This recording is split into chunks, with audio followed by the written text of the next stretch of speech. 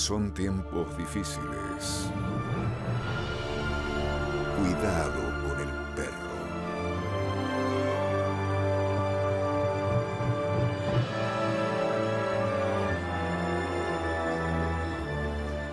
¿Qué tal? Buenas noches. Cuidado con el perro. Mendocina, Mendoza, Los Ángeles, Nueva York, Tokio, las montañas de no me acuerdo qué, cómo se dice. Bueno, una actriz, directora, teatral, fundamentalmente, dramaturga, Ivana Catanese, honrando la cucha del Bobby hoy. ¿Cómo estás, Ivana? Hola, Lito, muchas gracias por la invitación. ¿Dónde vivís? En la cuarta, ahora. He andado viajando por muchos lugares, pero ahora estamos instalados acá en Mendoza. ¿Quiénes? Mis hijas y yo, y mi marido que va y viene, sigue viajando todavía a las montañas de Toga, en Japón, también a Massachusetts, Nueva York, Canadá, Europa. Sí, empecemos por el principio. ¿Formación teatral acá, tuya? El Flaco Suárez, mi primer maestro. Y mi primer maestro, no solo en la actuación, sino también en la docencia. Yo empecé teatro con el Flaco y no sé, al mes ya estaba de asistente de él en los talleres para niños, en el taller.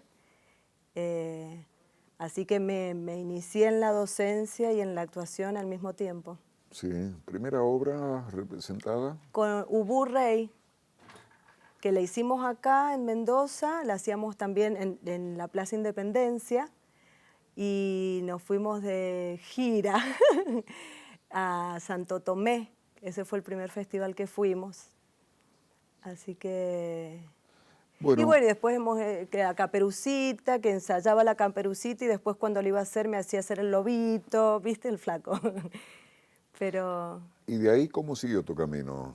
Y después ahí empecé la escuela de teatro, dejé todo lo que estaba haciendo, yo estaba estudiando cerámica en la Universidad Nacional de Cuyo y cuando empecé con el Flaco, al poquito tiempo ya no podía dejar de hacer teatro, era vivir para llegar, que fuese sábado para ir a dar clases con él y ensayar y entrenar y actuar.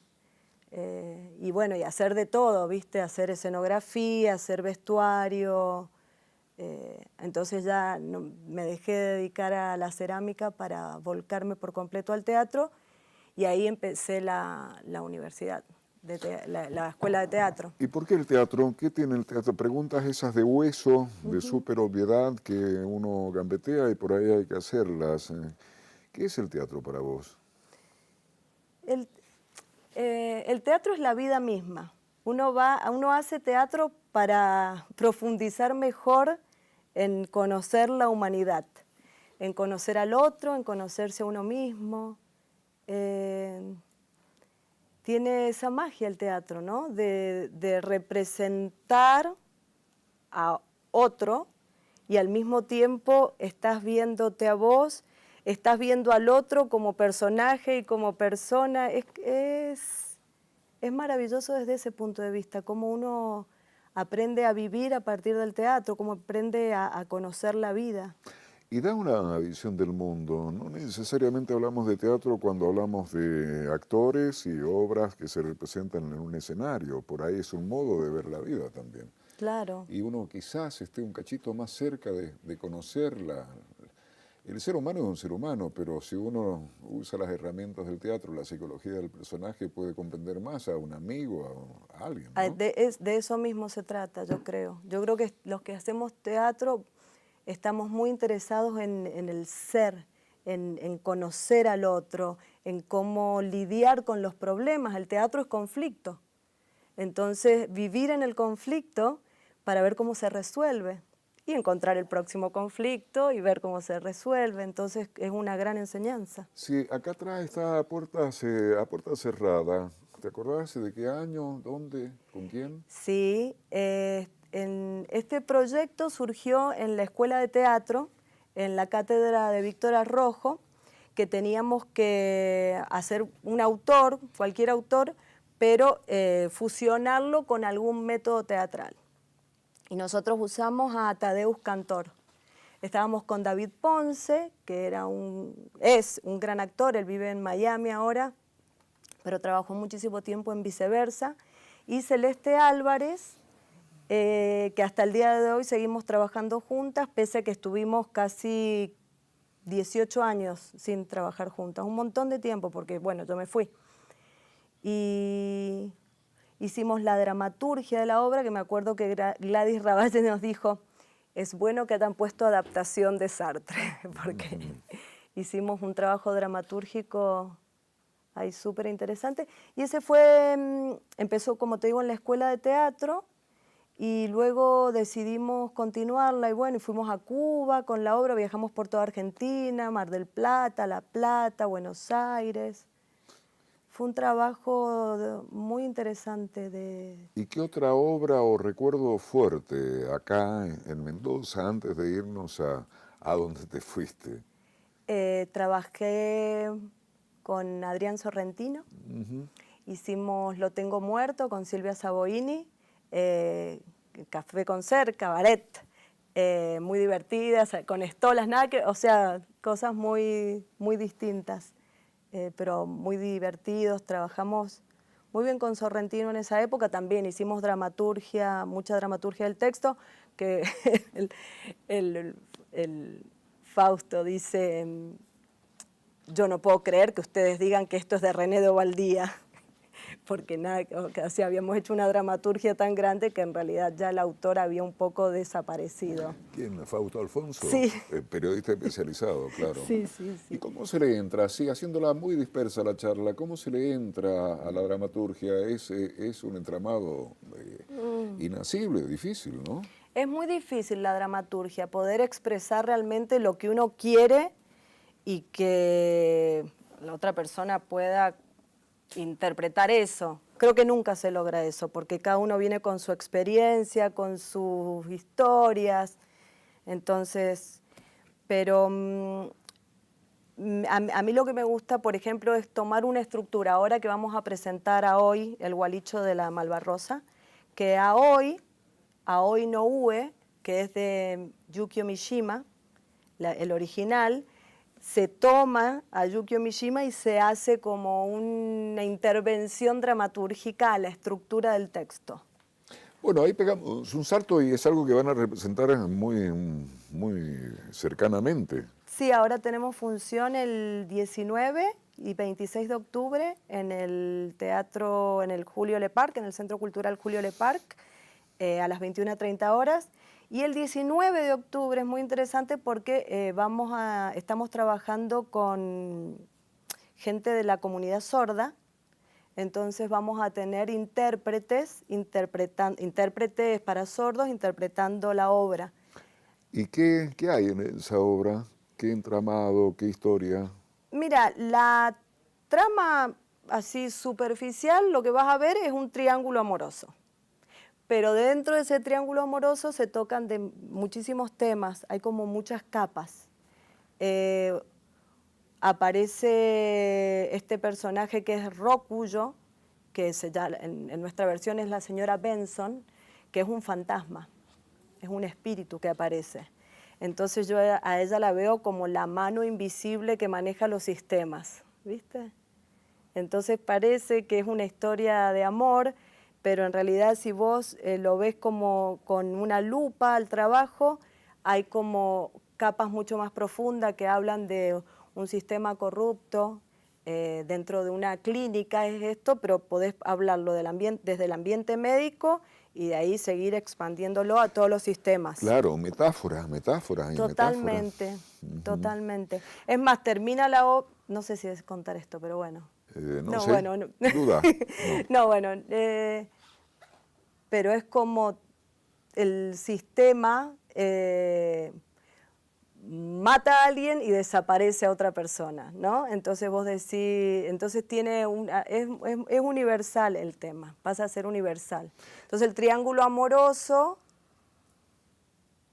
pasa, a un segundo plano, por lo que realmente la metáfora que tiene el trabajo. Claro, ¿y tratamiento expresivo? ¿Qué cuerda interpretativa hay ahí? Ujú.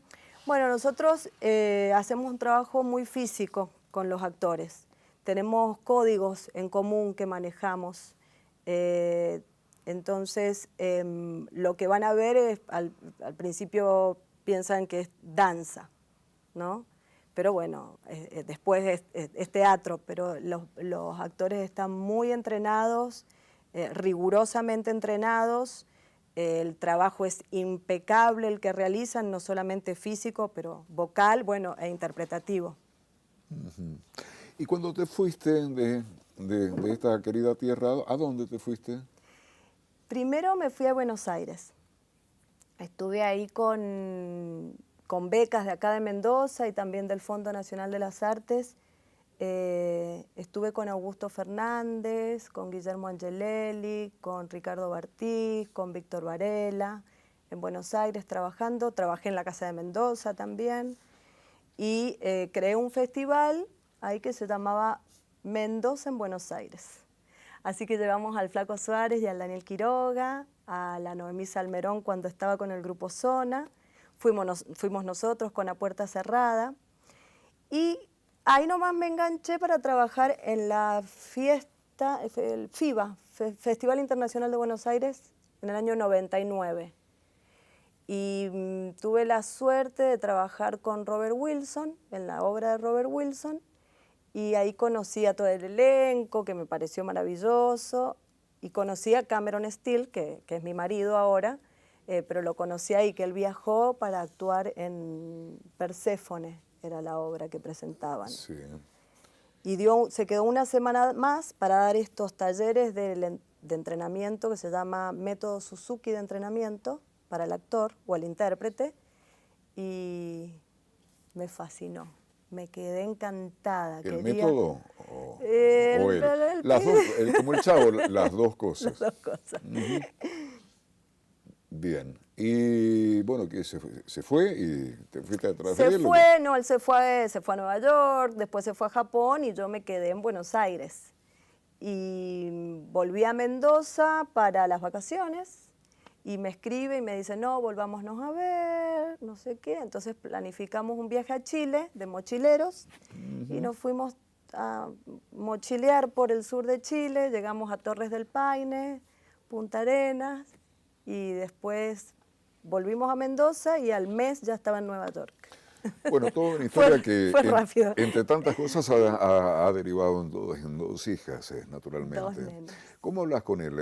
Mira la pregunta, ¿en inglés? Somos un desastre. Mezclamos todo el tiempo, siempre decimos vos Ivana en español, yo en inglés y después terminamos cambiando. Por suerte ahora las dos nenas son bilingües, entonces tratamos de ser más estrictos de que yo en español y en el inglés. Pero vamos mezclando un poco, dependiendo del ámbito. En un ámbito más familiar hablamos en español, en un ámbito a lo mejor más profesional en inglés. Si él se enoja, habla en inglés. Si yo me enojo, hablo en inglés, en español, no sé, vamos. Tomás vino, ¿no? Sí. Bueno, Ivana Catanese hoy en nuestro Cuidado con el Perro.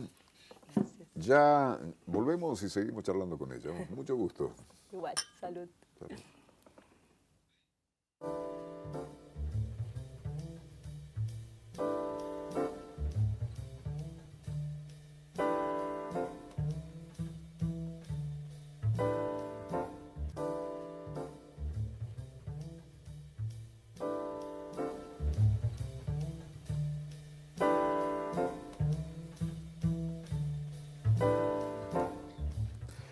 Ivana Catanese esta noche en nuestro programa Nueva York. ¿Qué empezó a pasar ahí en Nueva York? Fue muy interesante porque cuando yo llegué no hablaba inglés. Entonces me costaba muchísimo estar con la gente. Ellos tampoco hablaban español, casi todos actores. Me juntaba con el ambiente teatral neoyorquino por Cameron, que ya estaba inmerso. Entonces, uno de los amigos de Cameron sí hablaba español. Entonces, ahí nos volvimos, viste, como anillo y dedo, todo el día juntos. me ayudaba en todo, Patrick, se llama él, Patrick Talley. Y entonces me dice Patrick un día, Ivy, ¿por qué no venís a hacer una audición para mi director de teatro? Ay, le digo, no, yo audición, imagínate, me va a preguntar, no sé cómo va a ser. Dale, vení, es para un actor que necesitan que haga movimiento, un mover. Bueno, yo mover, digo, bueno, mover me muevo, de mover me muevo. Entonces fui a la audición y estábamos así, no sé, éramos mucha gente, 30 habremos sido, y hacíamos coreografías. Entonces nada, yo iba copiando lo que hacían todos. Y bueno, fui quedando. Entonces me dice que tenía que volver la semana que viene, es lo que yo entiendo. Entonces vuelvo la semana que viene, me hacen actuar, me hacen hacer las cosas. Éramos 2 que hacíamos de enanos, entonces teníamos que... Y entonces me dice que, bueno, entonces te veo el próximo ensayo. Entonces le pregunto en un momento, pero que sigo audicionando, ¿qué? Me dice, sí, ya te elegí la semana pasada. Ya había estado elegida y yo pensaba que seguía audicionando para el personaje. Así que apenas llegué, estuve trabajando de actriz. Se llamaba Puss in Boots, El gato con botas. Era una adaptación.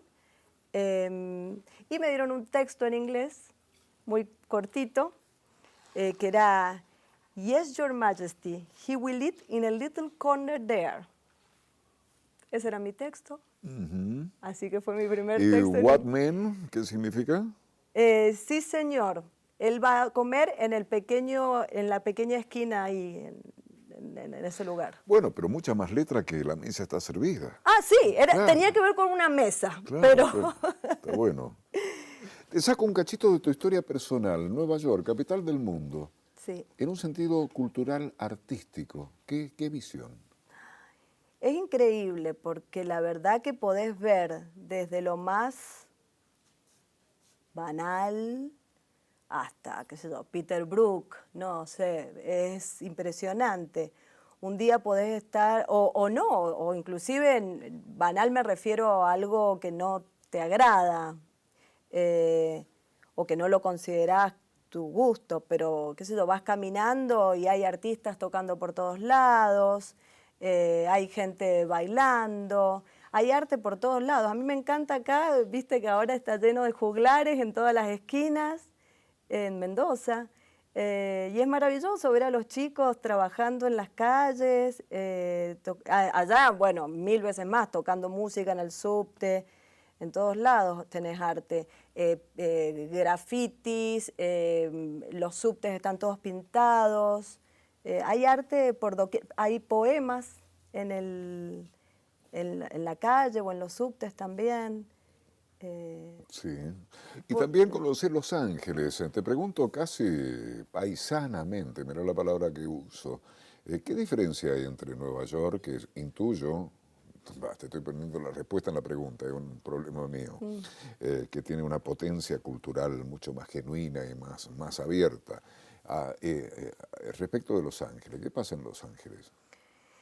Los Ángeles yo no lo sentí mi hogar.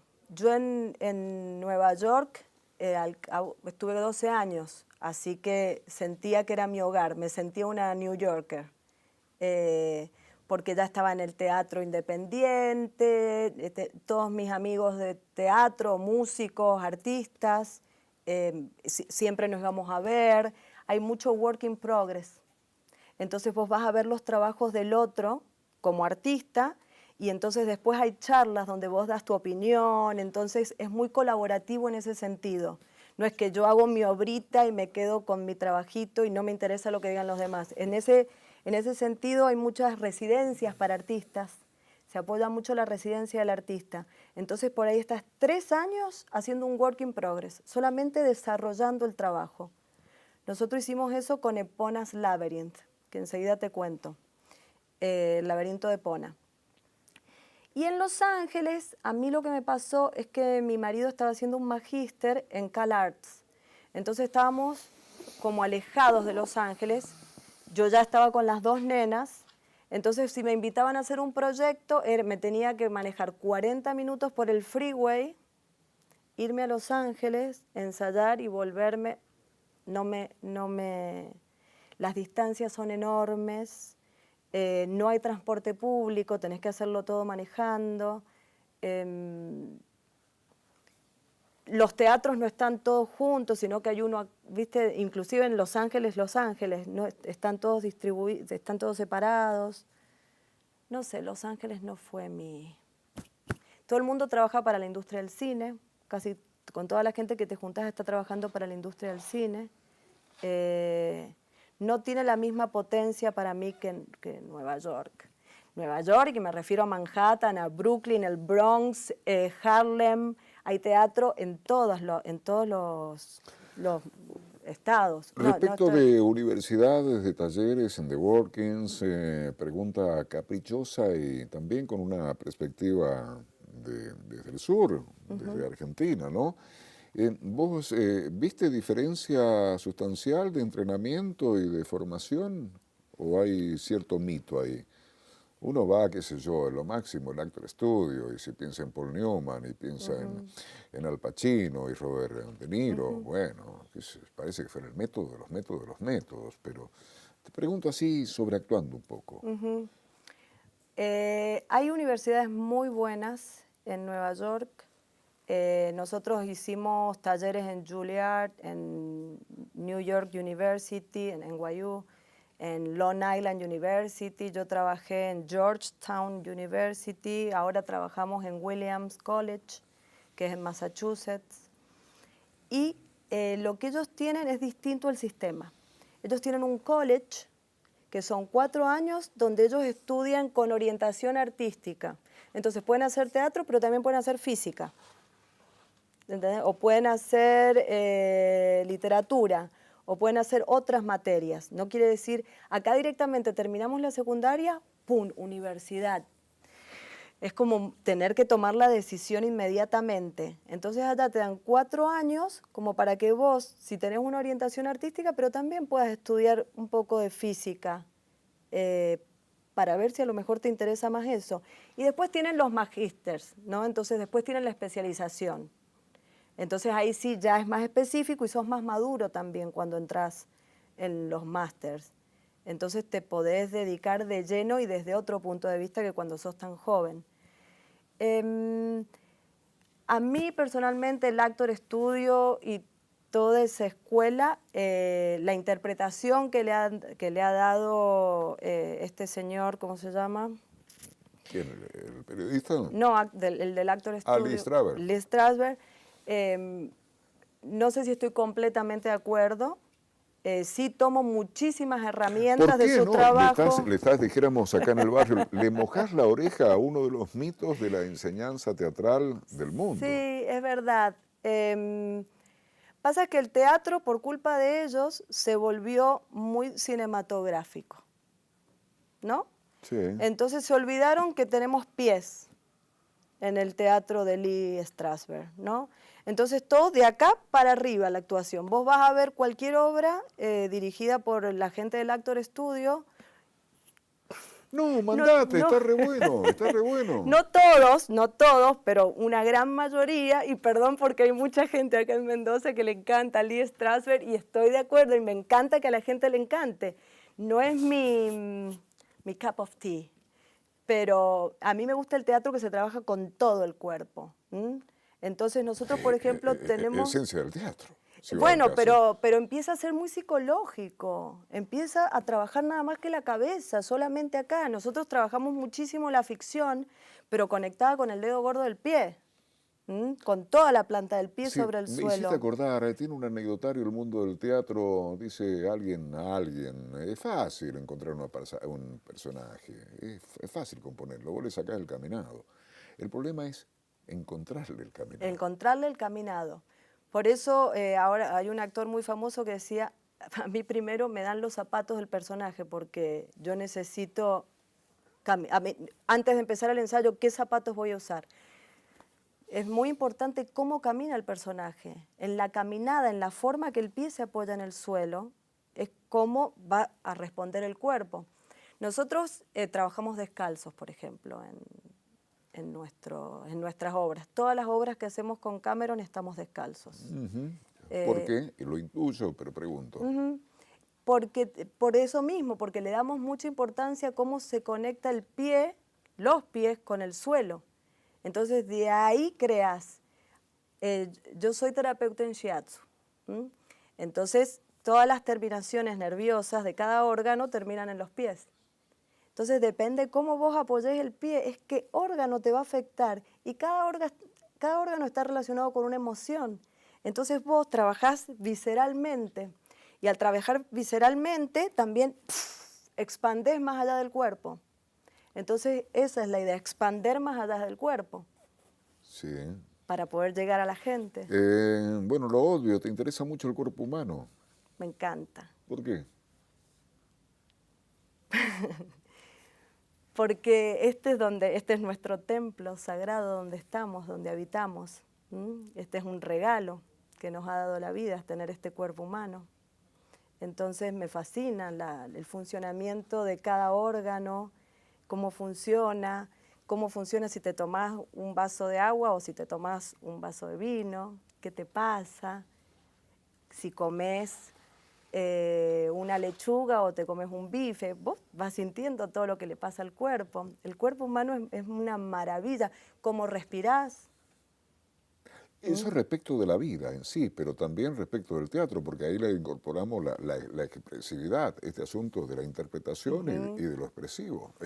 Nosotros, yo por sé que sí te ejemplo, sigo, por ejemplo, el cuerpo habla. El cuerpo habla, te dice todo. Entonces es maravilloso, porque yo puedo estar así sentada hablándote de una cosa y puede estar pasando otra cosa. Pero, por ejemplo, nosotros los textos no los dividimos en acá está triste, acá está alegre, o le pasa esto.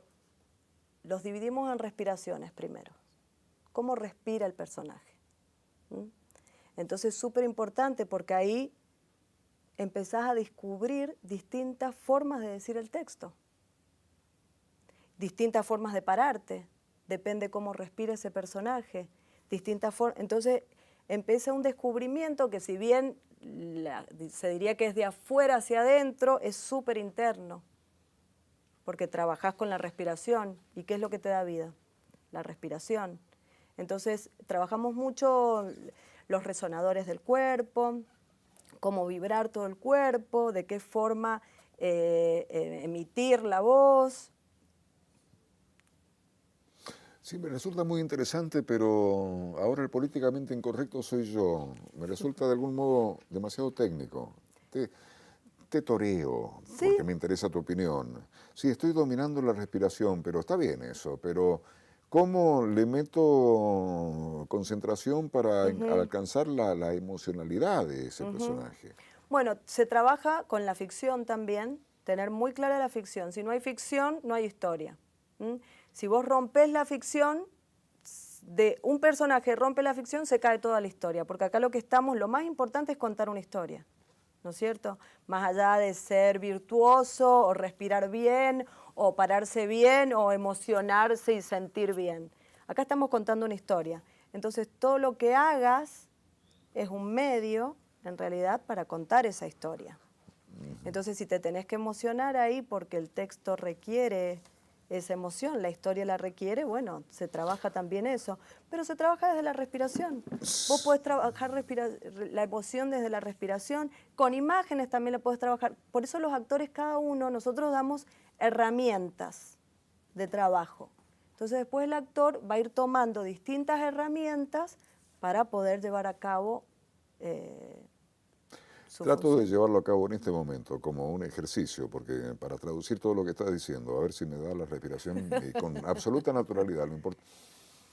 Lo importante es ser natural, porque la afectación marca un distanciamiento. Vamos a la pausa y volvemos.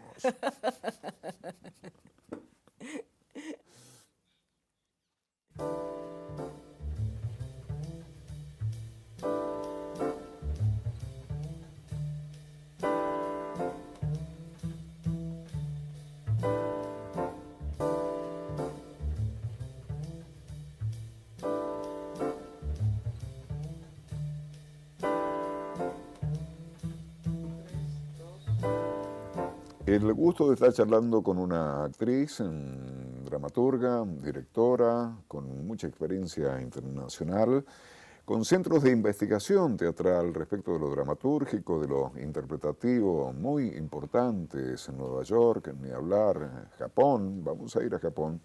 Ivana Catanese, ¿qué has traído? ¿Tenés algo que nos interesa que leas? Bueno, mi marido, Cameron Steele, estuvo trabajando con Tadashi Suzuki, bueno, muchos años, y Tadashi escribió un libro que se llama Culture is the Body, Cultura es el cuerpo. Entonces Cameron escribió un prólogo y yo lo traduje y me gustaría compartírselo a ustedes. Dale. Se llama El límite del actor acercándose a cero. Empieza difícil, pero hay que tener un poquito de paciencia. Dice, en la geometría analítica, un límite asintótico que se aproxima a cero se refiere a la convergencia de una curva y una recta o asíntota. La característica crítica de este concepto matemático es que la distancia entre la curva y la asíntota se aproxima a cero cuando se mueven a lo largo de la gráfica de una función hasta el infinito. En otras palabras, la curva y la línea crecen gradualmente más cerca entre sí, pero nunca se encuentran. La teoría fundamental detrás de la praxis del entrenamiento actoral es una hipótesis de trabajo para aplicar este concepto al arte. Si cero significa perfección, entonces el límite representa cómo el artista avanza persistentemente hacia esa perfección, sabiendo que nunca será alcanzada. El límite del actor que se aproxima a cero describe así la incesante búsqueda de maneras de realizar, por minúsculas que sean, el siempre elusivo estado de libertad absoluta en el desempeño. Esta actitud quijotesca de esforzarse por lograr un objetivo imposible se correlaciona con la tenacidad inherente, casi maníaca, que se requiere para ser un artista. En la práctica, esto significa cultivar una conciencia de la brecha que existe entre el yo ideal y el yo real, identificando los obstáculos para cerrar esa brecha y experimentar formas de superarlos. En la medida que cada obstáculo individual sea superado, uno nuevo debe ser descubierto para reemplazarlo. Es esta búsqueda incesante de obstáculos y el compromiso voluntario de los desafíos que se presentan lo que permite evolucionar como artistas y como seres humanos. Ir hacia la dificultad, ese es el mantra central. Entonces, detrás de su súplica para identificar vigorosamente y superar obstáculos es un imperativo centrarse en el proceso, no producto. Un manifiesto que nos implora que cambiemos el paradigma de nuestras vidas, que vivamos no en la solución, sino en el problema, no en la respuesta, sino en la pregunta.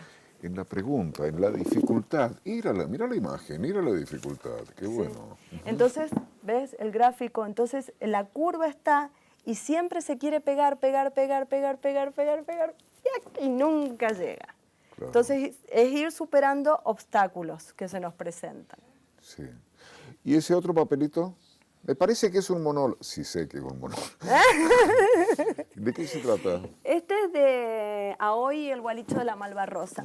La obra que ponen próximamente. El jueves 19 y 26 de octubre. En el Le Parc, en la sala Vilma Rúpolo, en la sala roja. Este es un texto de una de las enfermeras mirando hacia la ventana. Bueno, de la enfermera, en realidad hay una enfermera. Dice, oscurece en la ciudad, las luces se apagan una a una y emergen las tumbas. Solo quedan las sombras de las almas nocturnas, almas encendidas por el insomnio, almas torturadas por la lucha encarnizada del día a día, culpables de ser iluminadas por los rayos del sol, almas manchadas de sangre inocente, almas pisoteadas por el latir constante del oro que emerge de las profundidades. Ay, cómo los penetra a todos de distintas maneras. Lo tragan, lo respiran, se masajean la piel con la dulce panacea. Y así, mientras los penetra, los mata poco a poco. Los adormece, los engaña, los seduce y en este ridículo intercambio químico se procrean. Y el proceso se repite irreparablemente. Se aman en tumbas secas, apretadas, y mientras más se revuelcan, más se atan. ¡Qué desgraciados! Siguen pulsando muerte confundida con placer. Pulsan y siguen llenando clínicas y hospitales. Wow, sí, para Tinelli. Tinelli le gustaría, pues haría un sketch ahí, qué sé Soy yo. muy trágica, perdón, pero... No, está muy bueno, al contrario. Es dramaturgia que va al hueso humano, está bueno. Y es que estoy muy en desacuerdo con esta cuestión que está pasando cada vez más. Imagínate, yo doy yoga para mujeres embarazadas porque quiero que la gente aprenda a parir nuevamente. Entonces estoy cansada de que la solución sea la pastillita y no nos damos cuenta cómo nos están envenenando cada día porque no nos hacemos responsables de nosotros mismos. Queremos buscar la solución, que alguien nos dé la solución. No vivimos en el problema. Queremos la solución. Queremos vivir en la respuesta, no en la pregunta. Entonces así nos vamos adormeciendo. Entonces por eso miramos Tinelli o todas esas cuestiones. Entonces es todo un tema Perdona muy... al juego de abogado del diablo. A ver. Es un personaje. Estás equivocada. Yo cuando veo a Tinelli, que no lo veo nunca, ¿viste? La parte de Sí, Molière, sí, sí, ¿viste? sí. A mí me parece de lo más divertido. Y a Andrés, ¿no es cierto? Le encanta a Andrés, ¿no es cierto?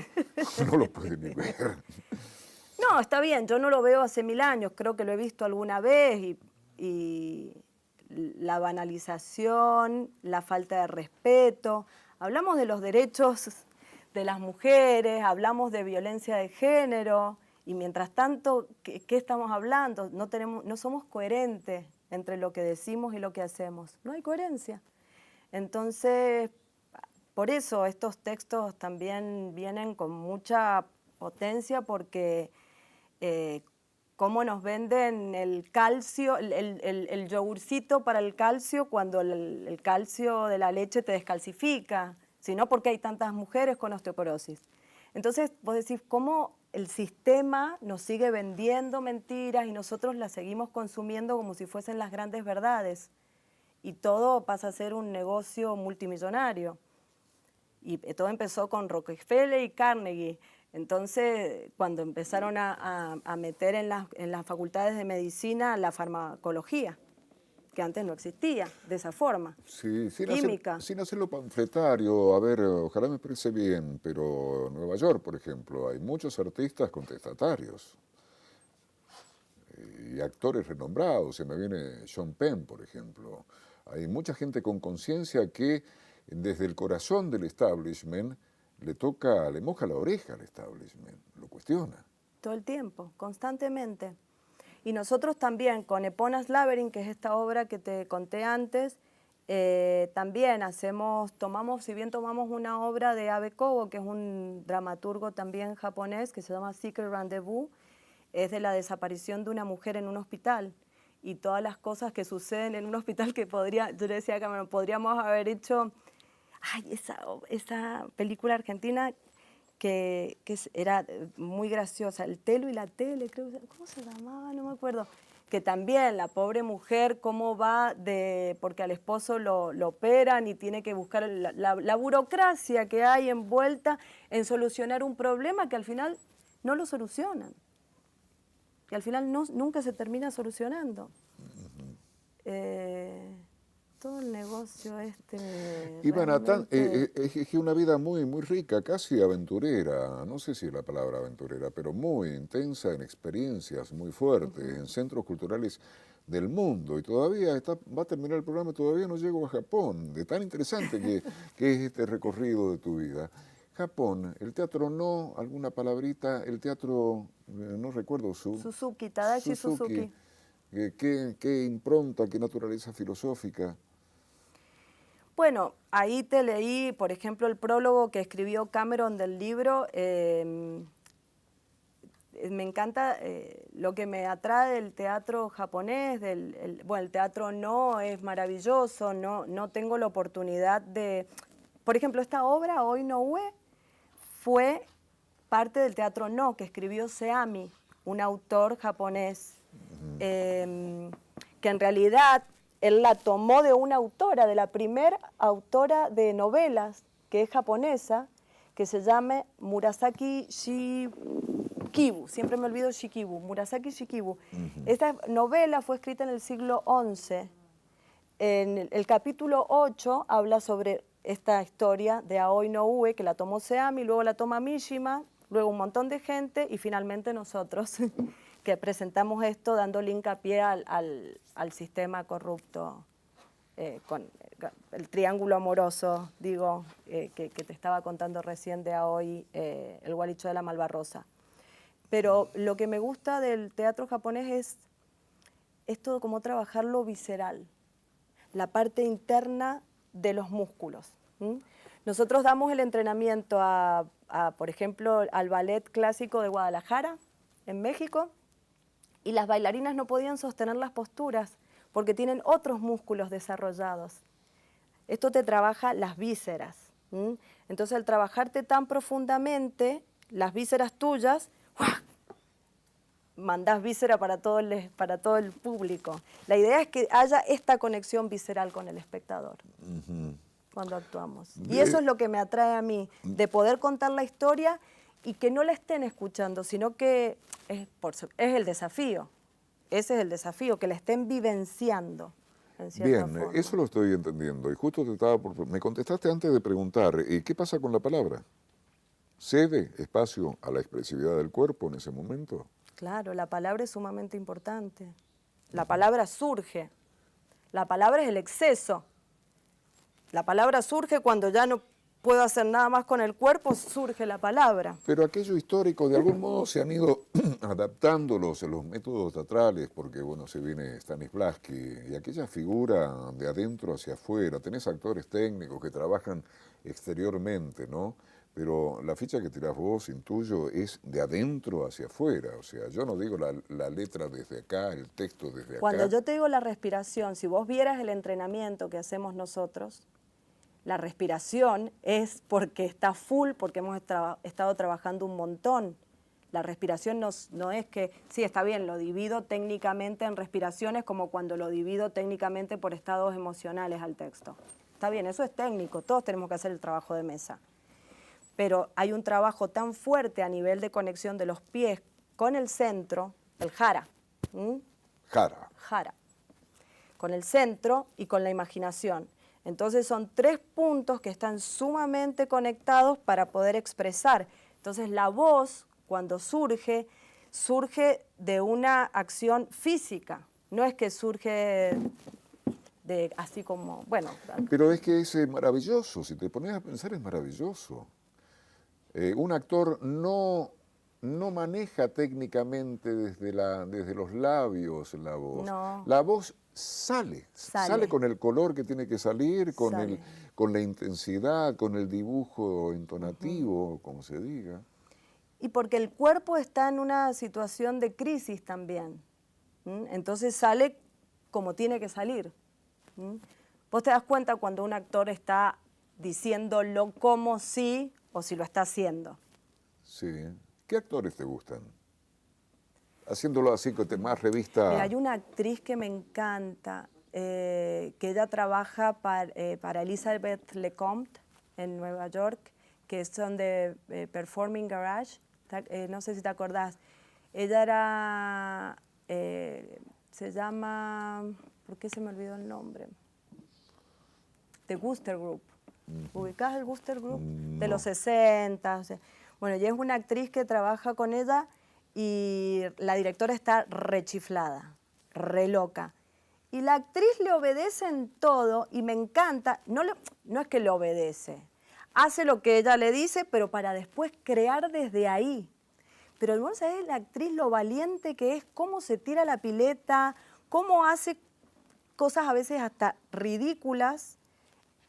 Yo la he visto en ensayos. y después verla actuando y vos decís, no puedo creer lo que esta actriz creó con lo que le hizo hacer esta directora y después hizo esta cosa maravillosa, cómo va transformando, ¿no? A mí me encanta esto de transformar las cosas. Yo le tiro a los actores pautas y cosas y les exijo, soy dura, les exijo, pero lo que yo quiero es que lo adueñen, que se lo hagan de ellos. Que a partir de lo que yo les doy, ellos puedan crear. Yo los textos los vivo cambiando por los actores también. Depende qué actor tenga, inclusive en el mismo personaje, he cambiado las obras completas y he tenido que reemplazar a un actor. A ver si traduzco, hay actores que se sienten más cómodos y más fluidos en tal texto y viene otro actor y lo rechaza, es ripio ese texto. Pero qué cosa, ¿no? Es que es un arte realmente. Actuar, estar arriba del escenario es un arte, hay que estar. Yo por eso no estoy más. Me bajé de las tablas. Ivana, ha sido un gustazo recibirte en nuestro programa. Te deseamos lo mejor, que sigas con esta pasión por el teatro en Nueva York, en Japón. En Mendoza. En Mendoza. Y bueno, recordá, ahí está. ¿Qué días? El 19 de octubre y el 26 de octubre a las 21:30 en la sala Vilma Rúpolo, Roja, del Julio Le Parc. Los esperamos a todos. Bien. ¿Obra? También. A hoy, El Gualicho de la Malvarrosa. Bueno, un gustazo, un gustazo. Igualmente, gracias. Que estén muy bien. Cuidado al cruzar la calle, cuidado con la televisión, cuidado con el perro.